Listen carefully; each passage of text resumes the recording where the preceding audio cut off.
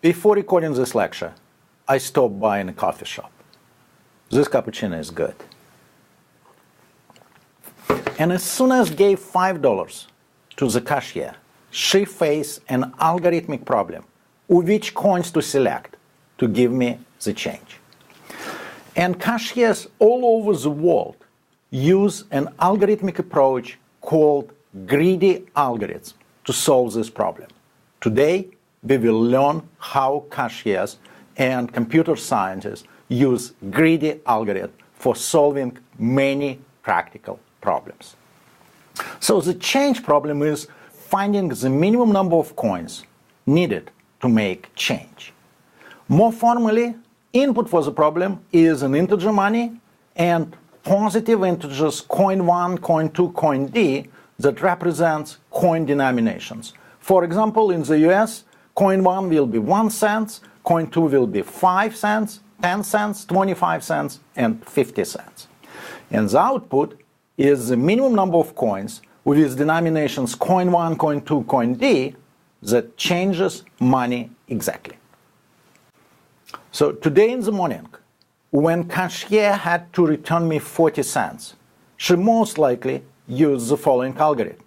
First, finding the largest coin denomination that is smaller than 40 cents. It will be 25 cents. So she gave me 25, 15 cents left, and then the next challenge is how to change 15 cents. The next step is she probably found the largest coin smaller than 15 cents. It is 10 cents. She gave me 10 cents, and finally she returned 5 cents. As a result, she changed 40 cents as 25 plus 10 plus 5. Do you think it's the minimum number of coins she could possibly return? It is the minimum number of coins in the United States. But if you travel to Tanzania, it won't be the minimum number of coins because there is a 20 cents coin in Tanzania. And therefore, this greedy approach to solving the change problem will fail in Tanzania because there is a better way to change 40 cents, simply as 20 cents plus 20 cents, using Tanzanian 20 cents coin. Since the greedy approach to solving the change problem failed, let's try something different. Let's try the recursive algorithm for solving the same problem. Suppose we want to change 9 cents and our denominations are 1 cent, 5 cents, and 6 cents. What would be the optimal way to change 9 cents?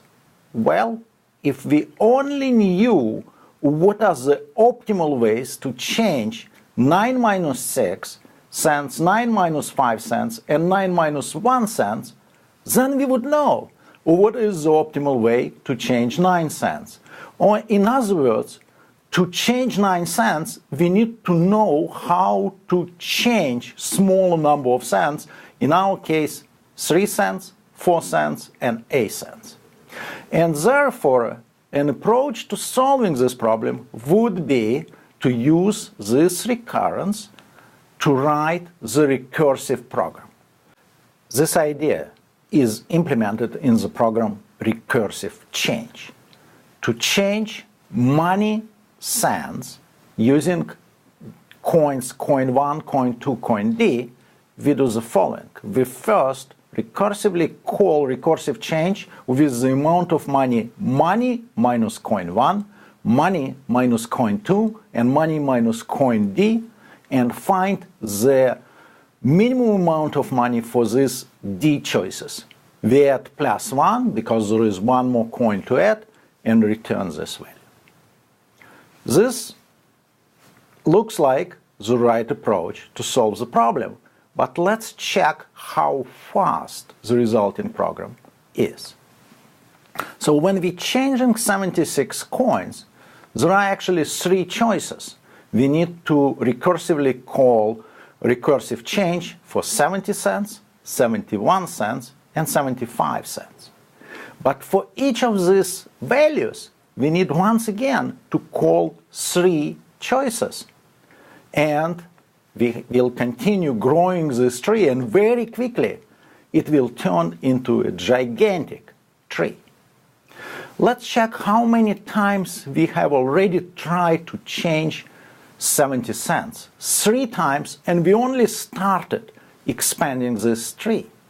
In fact, if we continue further, we will see that there were 6 times when we needed to compute recursive change for 70. How many times do you think we will need to run recursive calls when we compute the minimum number of coins for 30 cents? It turns out that we will need to call it trillions of times, which means that our seemingly very elegant recursive change program will not finish before the end of your lifetime. So as simple as the change problem looks like, neither greedy approach nor the recursive approach solve it in a reasonable time. 60 years ago, a brilliant mathematician, Richard Bellman, had a different idea. Wouldn't it be nice to know all the answers for changing money minus coin I by the time we need to compute an optimal way of changing money? And instead of the time-consuming calls to recursive change money minus coin I that may require to be repeated trillions of times, we would simply look up these values. This idea resulted in dynamic programming approach that is applied in thousands of diverse practical applications in a myriad of different fields. And the key idea of dynamic programming is to start filling this matrix not from the right to the left, as we did before in the recursive change, but instead from the left to the right. So we will first ask the trivial question, what is the minimum number of coins needed to change 0 cents? And of course it is 0. What is the minimum number of coins to change 1 cent? Obviously it is 1, but we can compute this number by finding what is the minimum number of coins to change 0 cents and adding 1 coin. We will proceed in a similar fashion to compute the minimum number of coins to change 2 cents, 3 cents, and 4 cents. There is only one possibility to derive this number from the previous number, and for 5 cents, actually there are 2 possibilities, green and blue. For green one, you can derive it from 0 cents by adding 5 coin, and for blue possibility, we can derive it from 4 cents by adding 1 penny. Which possibility would you select? Of course, the one that gives you the minimum change for 5 coins. We can continue further and applying it to 6 cents. There are now 3 possibilities, and once again we select the optimal choice that corresponds to minimum number of coins. Let's say it may be 0 coins plus 6 cents.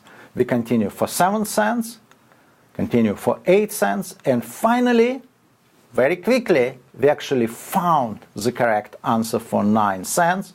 We need 4 coins to change 9 cents. And it results in DP change algorithm that simply fills up the table that I just showed you from left to right. DP change is the first dynamic programming algorithm that you saw in this course, and there will be thousands more. You may be wondering why this algorithm called dynamic programming and what it has to do with programming. Well, in fact, programming in dynamic programming has nothing to do with programming. Amazingly enough, dynamic programming is one of the most practical algorithms computer scientists use. But when Richard Bellman was developing this idea for Air Force project he was working on, it looked completely impractical. And he wanted to hide that he is really doing mathematics from the Secretary of Defense rather than working on Air Force project. Therefore, he invented a name that basically has nothing to do with what dynamic programming algorithms do. In his own word, he said, what name could I choose? I was interested in planning, but planning is not a good word for various reasons. I decided, therefore, to use the word programming, and I wanted to get across the idea that this was dynamic. It was something not even a congressman could object